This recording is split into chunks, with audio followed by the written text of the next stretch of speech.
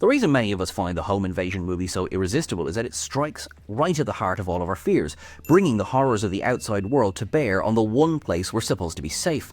It's scary, it's exciting, and it's not happening to us, so we can watch with unfettered glee. Over the years, we have seen many fearsome invaders tearing up the old homestead and putting more than just the after-dinner drinks on ice. Equally, we have seen a whole host of victims who have come out the other side in pieces, if they survive at all. And yet, sometimes, it isn't the homeowner who is on the receiving end of whatever grim fate these films might promise.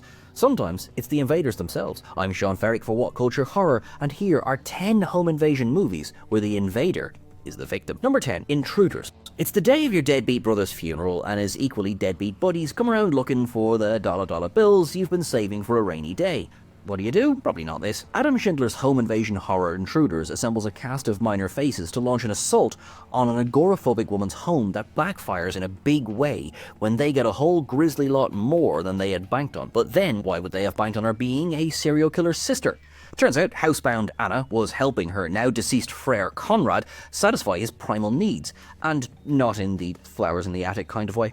No, in the years following their abusive father's death, Anna played participant and voyeur to her departed brother's brutal killings in their fully trapped out murder house.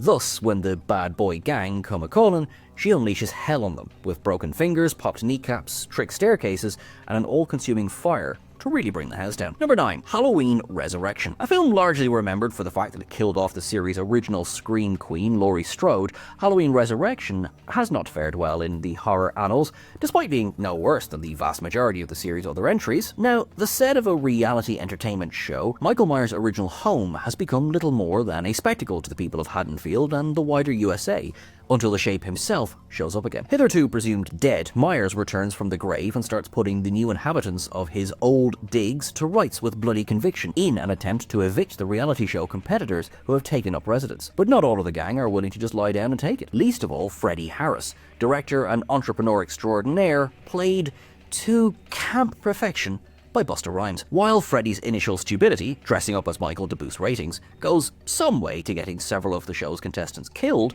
he comes back around for the third act, taking on Michael and winning. He puts the big guy on notice, goes several rounds with him, and lights him up like a Christmas tree.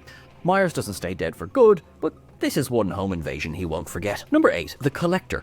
Having targeted the home of a wealthy family he works for in order to steal their priceless ruby and pay off he and his wife's debts, Arkin O'Brien haplessly happens to break in on the same night as serial killer The Collector. It's every thief's worst nightmare, and a big faux pas in the underworld community, but it's also nearly the end of Arkin altogether. Turning from malignant zero to all-out victim and borderline hero, Arkin has to fight for not just his own life, or his wife's life, who, while not present at the trapped-out House of Murder and Misery, is being circled by loan sharks with a tight deadline, but also the lives of the Chase family whom, although he is willing to rob, he doesn't actually hate. The monster at the heart of it all is a fellow blue-collar worker at the Chase home, and collector of people rather than, say, priceless gems. Despite his best efforts, Arkin becomes another victim and plaything for the masked maniac, making it out the other side of the film, inside the collector's trunk. Number 7, The Last House on the Left, 1972. In Wes Craven's first feature film, The Last House on the Left, the legendary horror director seemed intent on mixing as many setups as he could to produce something vile and new. And do you know what? He damn well succeeded. While trying to buy some sticky icky on their way to a gig, 17-year-olds Mary and Phyllis are waylaid by a gang, why is it always a gang, of 4 escaped convicts. Rapists, psychopaths, and paedophiles by trade, the foursome go to town on the girls in precisely the ways one would expect before killing them and disposing of their bodies. Part exploitation flick, part psychological thriller, part rape revenge movie, part home invasion, Last House on the Left straddles many tropes and establishes a few new ones, with no more complex intent than exploring all possible avenues for misery. The horror fantasy climax the whole thing builds towards doesn't shift into gear until the third act, when the gang arrive at Mary's parents' house and the family fight back. But when it does, bitten off penises, electrocutions, and chainsaw murders ensue. Whether this is just desserts or too much to stomach is a matter of personal perversions. Number 6, Us. Jordan Peele's second feature film may also be his best, as he establishes a creepy and largely unexplained series of events from the outset, leading with a family holiday gone very wrong. A family of dark doppelgangers attack Adelaide Wilson and her family's holiday home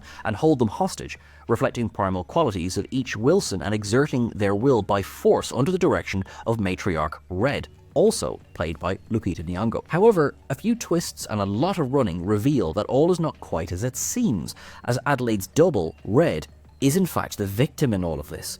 When Adelaide was a child, she first encountered the Tethered, the doppelgangers, a genetic experiment designed by the government to control the populace, who were ultimately abandoned and left underground. It was during this fateful encounter that her own doppelganger, the real Red, switched places with her and left her counterpart to rot in the Tethered's literal underworld. So really, it's not just the original Adelaide who is the victim in Us, all of the Tethered are. Stuck underground, subsisting on raw rabbit food, mimicking the lives of their above-ground counterparts, they are unable to break free from their conditioning and seek their own destinies.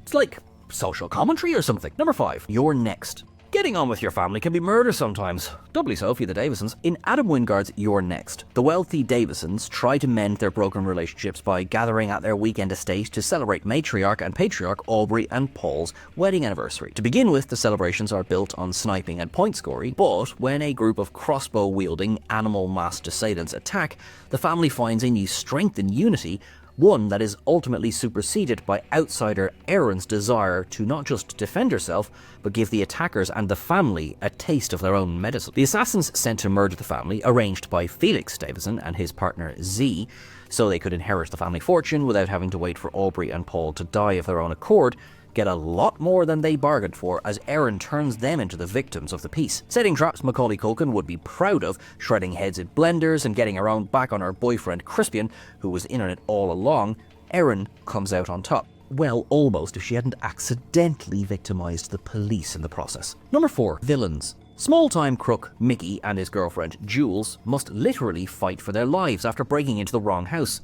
Skarsgård can do sinister as well as anyone, and directors Dan Burke and Robert Olson use his face and his presence, and his whole vibe, to lure us into a false sense of security before springing much bigger baddies on us in the form of Gloria and George. This old-school pair of high-diction deviants have a small girl chained up in their basement, Sweetie Pie, played by Blake Baumgartner, and plenty more skeletons in their closet, none of which they're especially keen for their home invaders to go blabbing about. While Gloria and George offer Mickey and Jules the opportunity to take their car and go, the young criminals can't fight their hearts of gold and insist on attempting to free Sweetie Pie. Needless to say, the happy homeowners don't go for this, and hunt, maim, drug, and torture their newfound victims instead. No matter which way you cut it, this ends in tragedy for everyone involved, but it's one wacky hell of a ride. Number 3, Inside.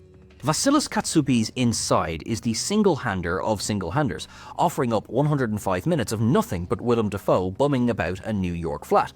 The twist? It's not his flat, and he can't escape. On art thief Nemo's latest heist, he finds himself trapped inside a high-tech Times Square penthouse when the security code that was supposed to get him out causes the system to malfunction and lock him in, with fluctuating temperatures and all but no means of escaping. Stuck inside with only the Spartan trappings of the ultra-wealthy, he has to fight to survive and attempt to create a way out for himself. Leaning on various horror aesthetics as Nemo descends through various states of madness and the apartment revolts against him, Inside demonstrates just how little modern art and tech are worth when all you really need is a front door key, a toilet, and a square meal. Providing commentary on the hollowness of the art world, the film spends no short time inspecting the irony of having so many things that appear to be what you need, fruit, water, furniture, and none of it being of any use. Number 2, Coherence. What do you do when your home dinner party is invaded by you and your friends?